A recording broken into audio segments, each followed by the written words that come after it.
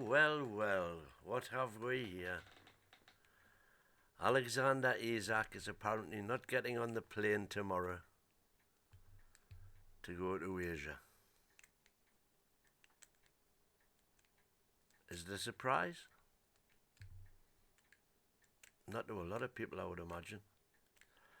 But what does it all mean? Well, first of all, they're very good. Because this season for me should have been the make or break season. We should have been taking that squad that got us into the Champions League last season and kicking on. We should have been spending the money that we can at last spend to strengthen that team and continue on our upward trajectory. The main question that I want to know the answer to is, how long have we known that Isak was unhappy with his current deal? What was the deal that Amanda promised him, which we are told now Mitchell told him he wasn't going to get?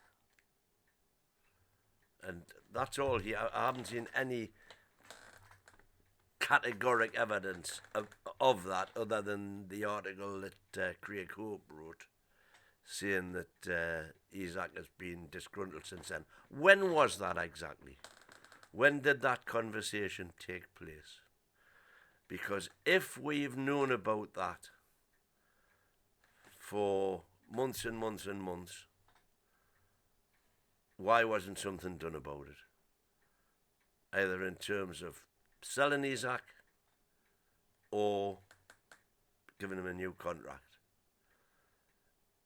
Everybody knows that right now, wherever he goes, he's going to be on 300k a week. No doubt about that at all. Could we have paid him £300 a week? Probably not up front, but we could have probably done a deal, 250 and 50 in bonuses if we qualify for the Champions League, if we win it, whatever. That deal could have been done. And this again, and it's now all stemming back to PIF and the appointments that they are not making. Darren Eales, God bless him, sympathy to, for his illness and all of that.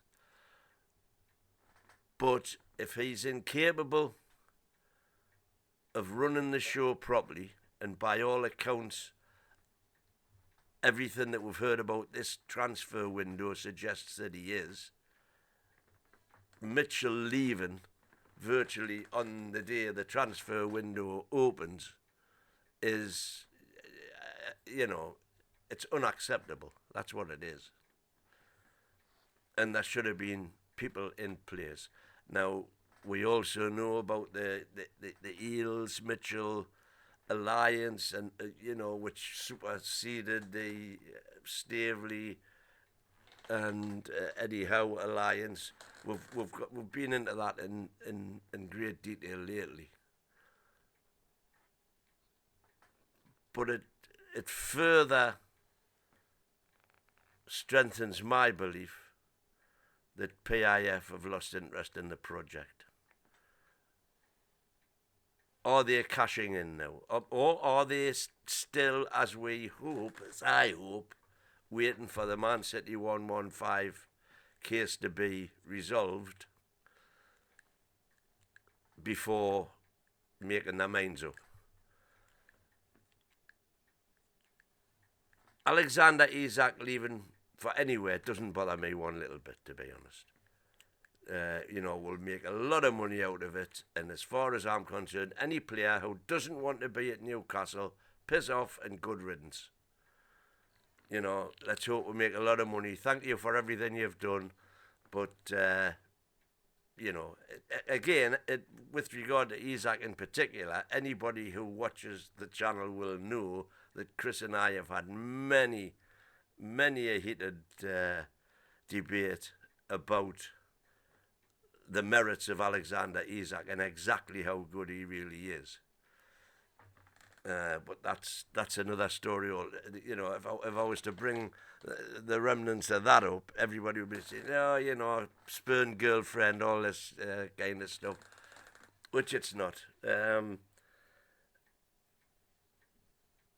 Have we got the time? Timing is everything in most walks of life. Have we got time now? Even if we get 150 million quid for Isak, have we got time to go and spend it?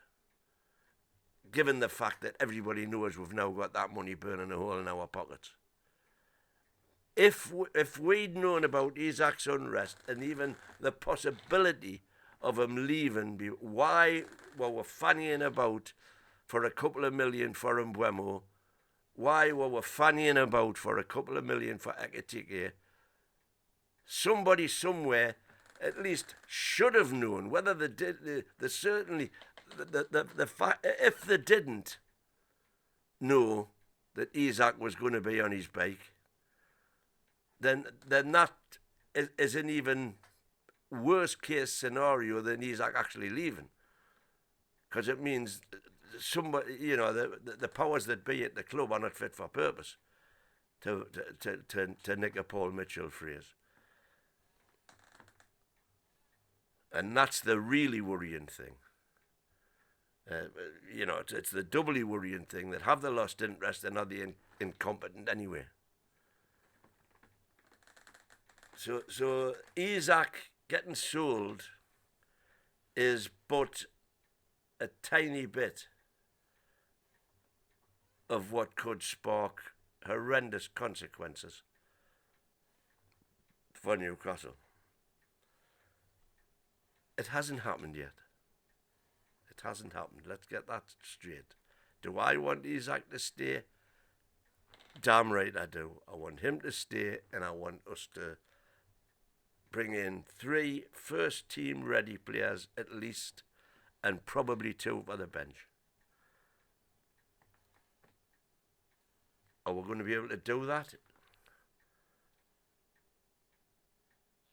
when, again, timing's everything? We've already now, what would appear, missed out on, well, we've missed out on Ekitike. Gyökeres is almost certainly going to Arsenal now. These are players that, had we even had an inkling, we've been told from day one, Isak is definitely not for sale, not for sale, not for sale, not for sale. And if that was all PR and somebody didn't know actually, you know, he might be, why were we not getting the reinforcements in before he went? It's just rank bad planning. However, if you cast your mind back to the last time we sold a brilliant young centre forward for a British record fee to the then league champions and the then comfortably best team in the country, a certain Andy Cole, for £7 million. What did we then go on to do? We went on almost immediately to produce the entertainers, for us ourselves to break the world transfer record, and to come closer than I've ever been in my lifetime to winning the league.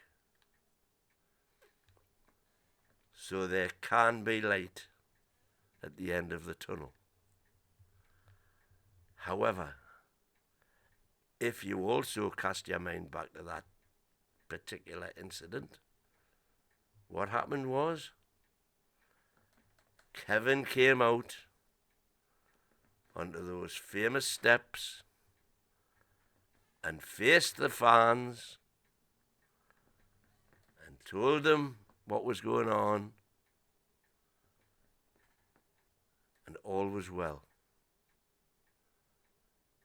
Have we got a manager who's equally as capable of doing that?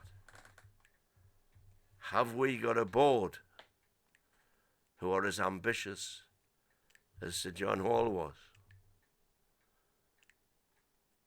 Watch this space and we'll find out. How are the lads?